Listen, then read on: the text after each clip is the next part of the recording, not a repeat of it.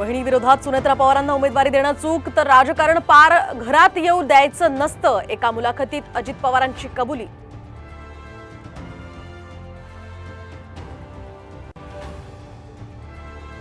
नगराध्यक्षांचा कालावधी 2.5 वरून आता 5 वर्ष. मंत्रिमंडळ बैठकीत महत्त्वाचा निर्णय. तर विदर्भ मराठवाड्यामध्ये दुग्ध विकासासाठी 149 कोटींची तरतूद.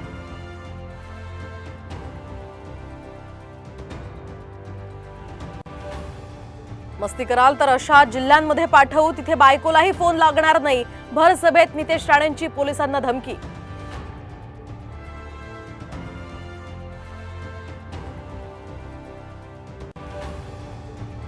माझ्या नादी लागू नको, नाहीतर नाशिक जिल्ह्याच्या बाहेर फिरू देणार नाही. जरांगेंचा भुजबळांना पुन्हा इशारा. तर फडणवीसांवर सुद्धा जहरी टीका.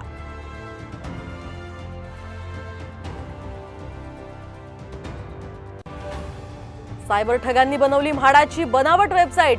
म्हाडा.org ची बनवली हुबेहूब कॉपी. म्हाडाची सायबर सेलकडे तक्रार.